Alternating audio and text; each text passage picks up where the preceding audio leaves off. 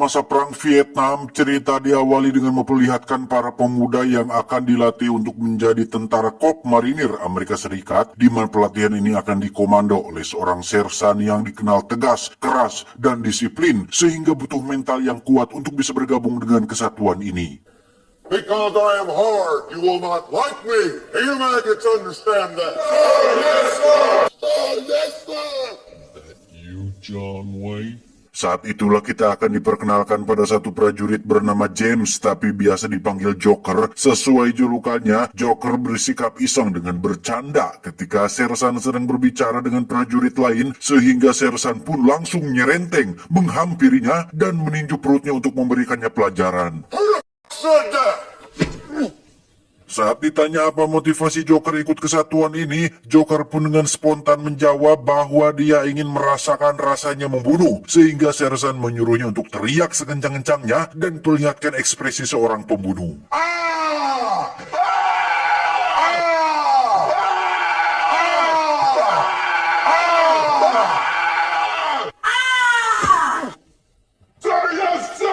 Dari sekian banyak calon prajurit, ada satu pemuda bernama Leonard yang bersikap cungah-cangeh alias senyum-senyum sendiri, nampak seperti menyepelekan dan merendahkan sersan, padahal tidak bermaksud seperti itu, sehingga sersan menyuruhnya untuk balem dan hilangkan senyuman itu dari wajahnya. 1, 2, 3. Sir, I can't help it. Dan ya, Leonard ternyata adalah seorang pemuda yang mohon maaf bisa dibilang memiliki kecerdasan yang rendah, atau dalam bahasa ilmiahnya biasa disebut dengan geblah-gebloh atau boloho. Namun sersan yang punya banyak pengalaman dalam menghadapi orang random tentu sudah punya cara tersendiri untuk mengatasinya. Salah satunya adalah dengan mencekik leher prajurit tersebut sampai hampir kehabisan nafas. Alhasil, cara tersebut sukses membuat Leonard kehilangan senyum manjanya selama berada di kesatuan ini. 2 minggu berlalu, mereka terlihat sudah bisa melakukan gerak jalan dan baris berbaris dengan rapi dan kompak, sampai sersan menyuruh mereka untuk angkat senjata dan letakkan di bahu kiri. Leonard lagi-lagi melakukan kesalahan fatal yang membuatnya harus mendapatkan sebuah hukuman.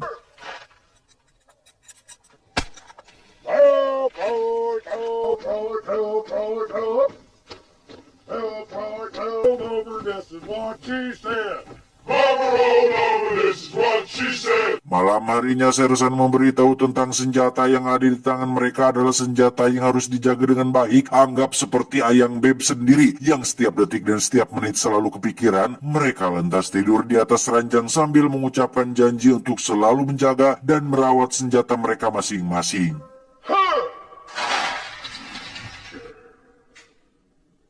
Beberapa hari berlalu, para kandidat pun memasuki tahap pelatihan fisik yang di sini Leonard kembali menunjukkan kelemahan dan kemelehoyannya ketika fisiknya belum siap ditempa dengan pelatihan keras seperti para prajurit yang lain.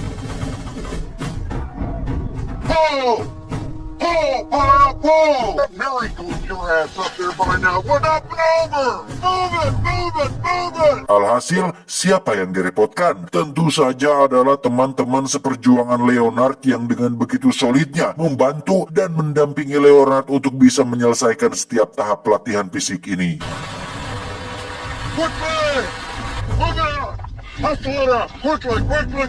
Sebagai orang yang ditunjuk sebagai komandan squad, Joker bertanggung jawab atas semua rekan-rekannya yang lambat dalam belajar. Yang sudah tidak perlu ditanyakan lagi, Leonard adalah satu-satunya prajurit boloho yang mendapat treatment khusus, sehingga Joker harus berulang-ulang kali menjelaskan dan mempraktekkan apa saja kewajiban mereka di barak pelatihan ini.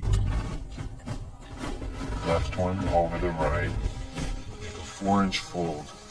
The bolt goes in the receiver. Beberapa waktu berlalu, Leonard akhirnya menunjukkan kemajuan yang cukup signifikan berkat didikan dari seorang Joker, sehingga untuk sementara waktu, sersan bisa menghemat tenaga dan darah tingginya untuk hal-hal yang lain. Suatu malam, Sersan melakukan inspeksi mendadak untuk melihat kedisiplinan para prajuritnya, di mana untuk kesekian kalinya Leonard melakukan kelalaian dengan lupa mengunci latih pribadinya. Tetapi bukan itu kejutannya, karena Sersan menemukan sesuatu yang sangat-sangat dilarang di barak ini, yaitu seonggok donat jelly yang Leonard ambil dari aula. Yang karena sudah capek dengan sanksi yang sama, Sersan pun memiliki ide lain agar Leonard mikir, yakni dengan akan menghukum semua teman-temannya apabila setiap kali Leonard melakukan kesalahan. Mereka semua yang awalnya simpati kepada Leonard pun lama-lama menjadi jengkel sendiri, sehingga semua orang kompak untuk memberi pelajaran kepada Leonard dengan cara memasukkan batang sabun ke dalam handuk dan memukuli Leonard beramai-ramai.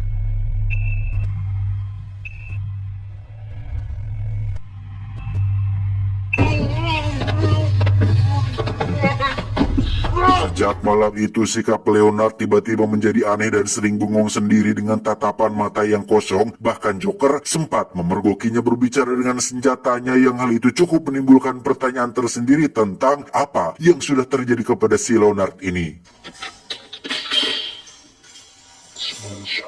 Sisi baiknya, Leonard benar-benar sudah berubah menjadi sosok prajurit yang disiplin, bahkan mampu melewati tes menembak dengan baik, hingga mereka semua resmi ditetapkan sebagai para prajurit yang sudah siap untuk terjun ke medan perang. I just want my M14.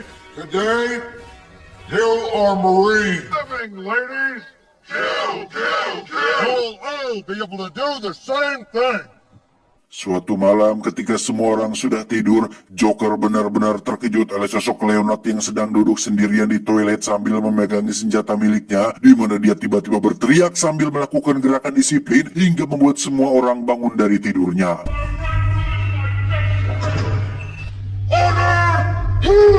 Ketika Sersan datang, Leonard terlihat menunjukkan raut wajah yang semakin menggila, di mana Bapak Sersan tak memperdulikan hal itu dan tetap dengan ketegasannya menyuruh Leonard untuk turunkan senjata dan kembali ke tempat tidur. Tapi tiba-tiba,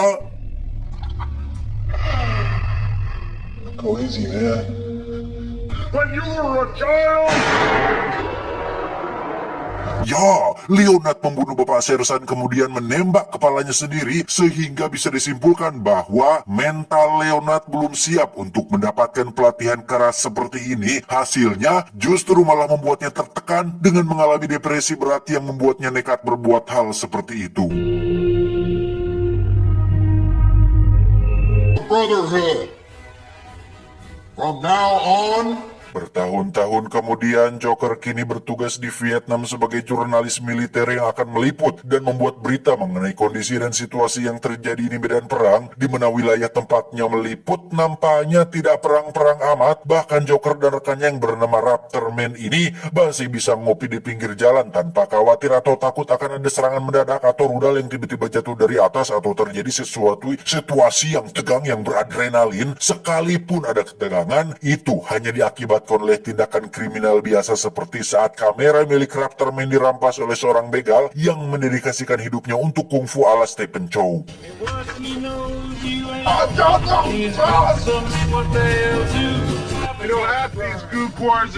Joker dan Raptorman pun kembali ke markas untuk mengikuti rapat bersama atasannya, yang di situ beliau atasannya menyuruh Joker untuk membuat sebuah berita yang dramatis agar seluruh dunia yang membaca berita tersebut menganggap bahwa di Vietnam sedang terjadi goncang-ganjing perang yang luar biasa hebatnya, penderitaan yang tidak ada henti-hentinya, pertumbuhan darah yang seolah terjadi hampir setiap hari, sehingga kedatangan Amerika ke sana menjadi atau seolah menjadi ada gunanya bak pahlawan yang datang untuk membantu.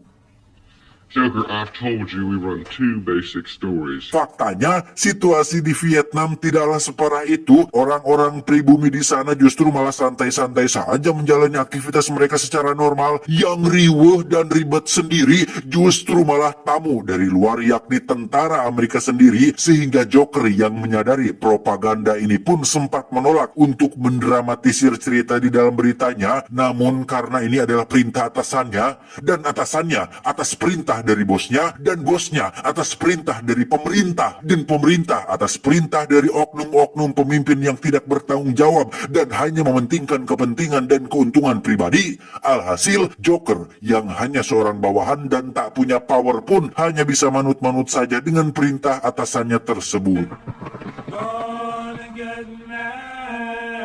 Tepat pada malam perayaan kembang api terjadi ketegangan saat tentara Vietcong menyerang markas mereka, entah Vietcong atau hanya akal-akalan mereka saja, tetapi Joker terpaksa melepaskan peluru full metal jaketnya untuk membantu rekan-rekannya mencegah musuh memasuki markas ini.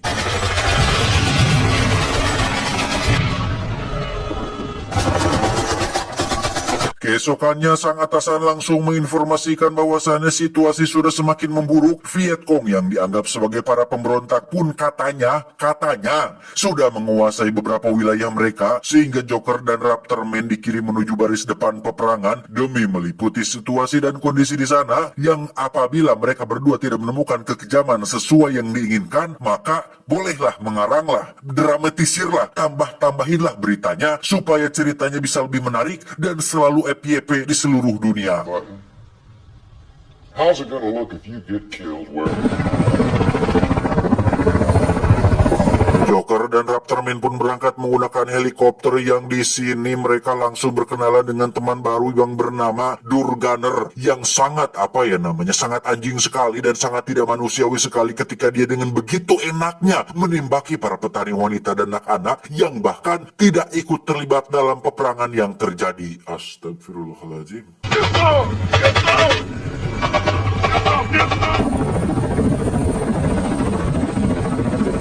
Setelah turun di titik aman pendaratan, Joker masih harus berjalan kaki menuju garis depan, yang di situ dia sempat teralihkan oleh penemuan beberapa mayat warga lokal Vietnam yang katanya sengaja dibantai oleh pasukan NVA atau North Vietnam Army, di mana sebagian besar mayat-mayat ini adalah para pegawai sipil seperti guru, kades, petugas pajak, dan lain-lain. Tak lama, seorang komandan di wilayah ini pun menghampiri Joker untuk bertanya tentang apa maksud Joker menggunakan helm bertuliskan Born to Kill tapi memakai pin berlambang perdamaian. Menurutnya kedua hal tersebut sangat kontradiktif alias bertolak belakang, sehingga Joker diperingatkan untuk jangan main-main dan seriuslah dalam menjalani tugas sebagai seorang prajurit.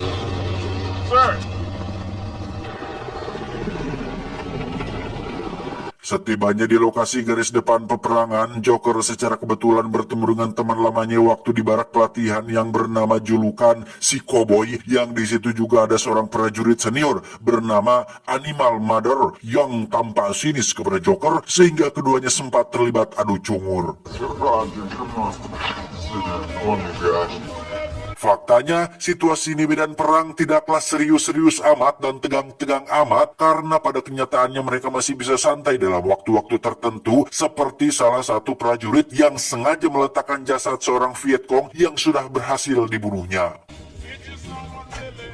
These are great days we're living, bro. Keesokannya mereka mulai melakukan perluasan wilayah untuk menekan kelompok Vietcong, di mana Durgunner nampaknya harus menerima azab Tuhan saat dia dengan sombongnya berjalan di posisi paling depan, sehingga ketika ada serangan dadakan, Durgunner lah orang pertama yang mati dalam insiden ini.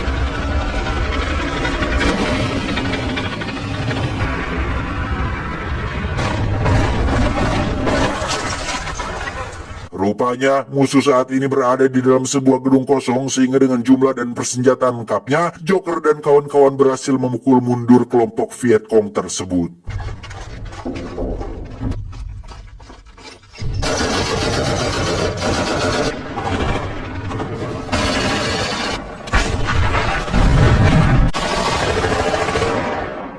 Berhasil dengan aksi barusan, mereka pun mendapat kesempatan untuk diliput langsung oleh kru TV, yang di situ mereka semua menceritakan pengalaman masing-masing selama berada di medan perang, yang kebanyakan dari mereka mengklaim bahwa keterlibatan tentara Amerika di sini tidak lebih dari hanya ingin membantu Vietnam mengalahkan para pemberontak, yang jikalaupun ada korban sampingan seperti wanita, anak-anak, dan warga sipil tak berdosa, mereka mengaku itu dilakukan tanpa sengaja akibat tekanan mental yang mereka hadapi selama berada di medan perang ini.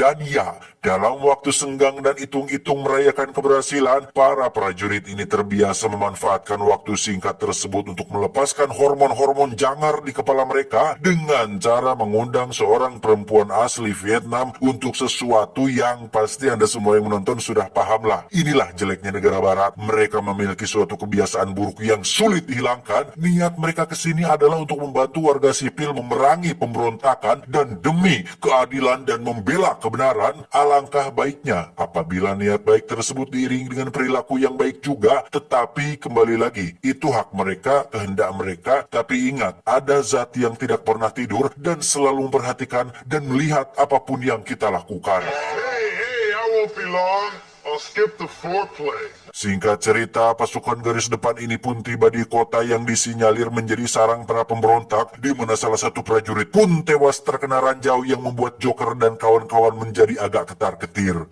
Dead.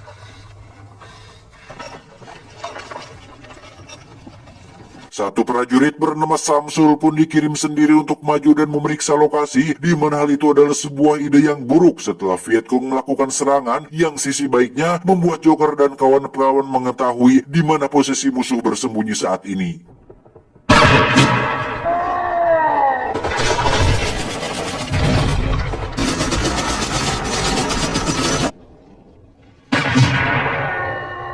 Dan ya, melihat kawan-kawannya mati, Animal Mother sang brutal pun maju sendirian dengan senjata beratnya, di mana aksi tersebut memberikan kesempatan untuk yang lain bisa maju dan merangsak masuk ke gedung tempat musuh bersembunyi.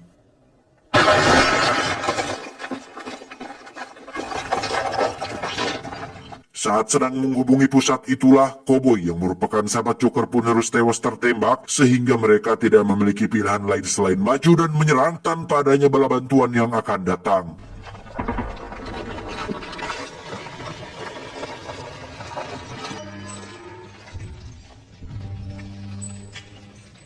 Joker yang sudah masuk ke dalam gedung pun mendapat peluang untuk menembak seorang Vietcong yang sedang sendirian. Namun karena Joker memiliki rasa simpati lebih tinggi daripada yang lain, dia malah diserang duluan meski akhirnya si Vietcong ini berhasil dilumpuhkan oleh prajurit yang lain.